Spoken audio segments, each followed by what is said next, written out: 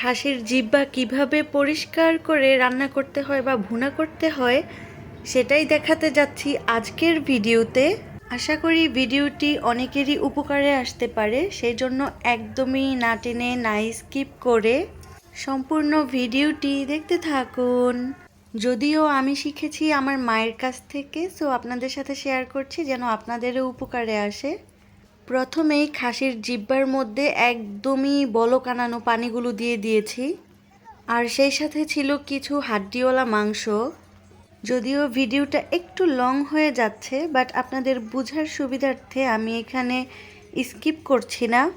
আর এমনিতেও আমি আমার ভিডিওতে যতটুকু সম্ভব খুব কম স্কিপ করার চেষ্টা করি, বিশেষ করে যারা নতুন আছে বা যারা পারে না আমার মতো, তারা যেন শিখতে পারে। আর আপনারা যদি ভিডিওতে লক্ষ্য করেন তাহলেই বুঝতে পারবেন আমরা কিভাবে খাসির জিহ্বা পরিষ্কার করে নিচ্ছি। এখানে একটু লক্ষ্য করেন তাহলেই বুঝতে পারবেন খাসির জিহ্বায় কিন্তু উপরে পাতলা একটা আবরণ আছে, এই পাতলা আবরণটা কিন্তু তুলে নেবে। আর যখন বলকানানো পানিতে জিহ্বাটা ভেজায় রাখছিলাম তারপরেই কিন্তু এটা নরম হয়ে গেছে, মানে চামড়া বা পাতলা আবরণটা তোলার জন্য খুবই সহজ হচ্ছে।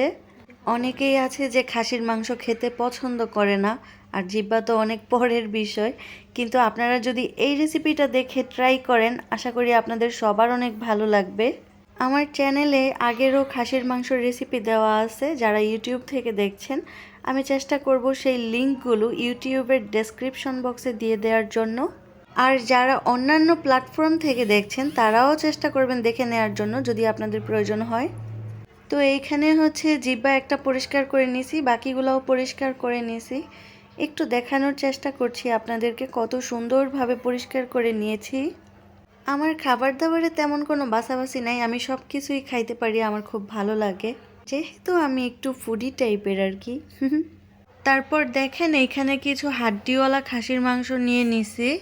খাসির মাংসের মধ্যে কিন্তু অনেক সময় অনেক ময়লা থাকে, সেজন্য খুব ভালোভাবে পরিষ্কার করে নিতে হবে।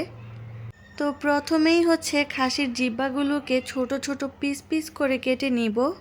আর কিভাবে করছি সেটা ভিডিওতে লক্ষ্য করলেই আপনারা বুঝতে পারবেন।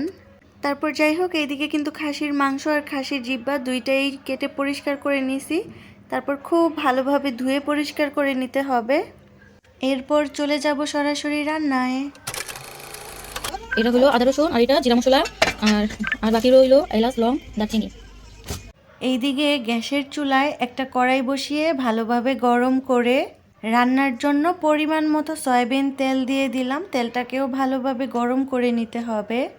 তারপর দিয়ে দিব আগের থেকে কেটে কুচি করে রাখা পেঁয়াজ কুচিগুলো, এবং পেঁয়াজ কুচিগুলো ব্রাউন করে ভেজে নিতে হবে। তারপর ওই যে মশলা রেখেছিলাম, আদা রসুনের পেস্ট, জিরা মশলার পেস্ট, লং, এলাচ, দারচিনি, সবগুলো মশলার উপকরণ একসাথে দিয়ে ভালোভাবে ভেজে নিতে হবে। আর যেন মশলাটা না পুড়ে যায় সেজন্য অল্প একটু পানি দিয়ে দিলাম। আর রান্না কিন্তু আমি করছি না, রান্না করছে আমার মা। হ্যাঁ, মায়ের কাছ থেকে শিখতেছি, যেহেতু আমি জানি না খাসির জিহ্বা কিভাবে পরিষ্কার করতে হয়, রান্না করতে হয়, সো আজকে শিখে শেয়ার করছি সবার সাথে। তারপর যাই হোক, এখানে পরিমাণ মতো হলুদের গুঁড়ো আর মরিচের গুঁড়ো দিয়ে দিচ্ছি। পরিমাণগুলো আপনারা দেখে বুঝে নেবেন। আর মরিচ ফাঁকির পরিমাণটা একটু বেশি ব্যবহার করেছি, কারণ যেহেতু আমরা একটু ঝাল ঝাল করে খাবো, মাংস রেসিপি একটু ঝাল ঝাল না হলে ভালো লাগে না। তারপর দিয়ে দিলাম স্বাদ মতো লবণ, এখানে ভিডিওতে লক্ষ্য করলেই কিন্তু পরিমাণগুলো বোঝা যাচ্ছে। তারপর আবারও একটু পানি অ্যাড করে দিলাম যেন মশলাটাকে ভালোভাবে কষানো যায়।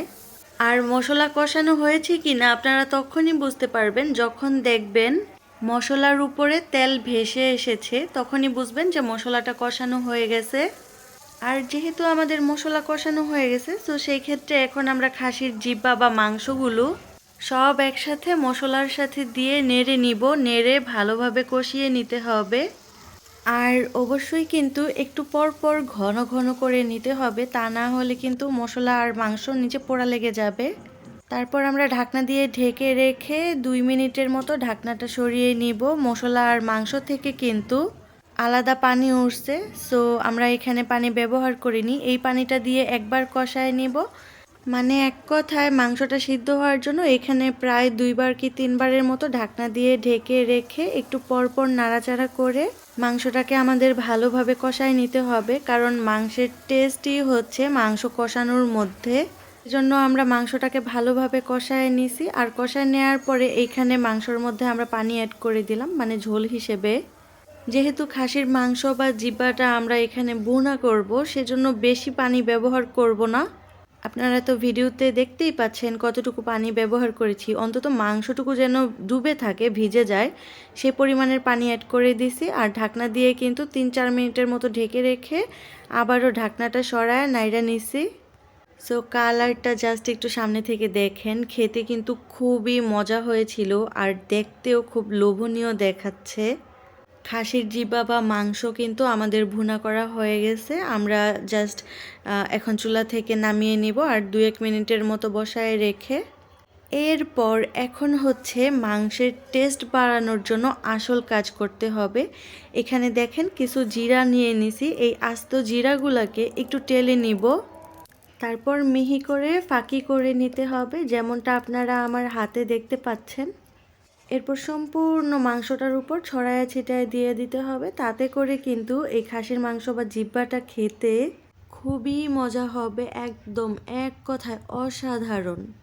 সো আমার আজকের কুকিং ব্লগ আপনাদের কাছে কেমন লাগলো কমেন্টস করে জানাতে কিন্তু ভুলবেন না। দেখা হবে পরবর্তী ভিডিওতে।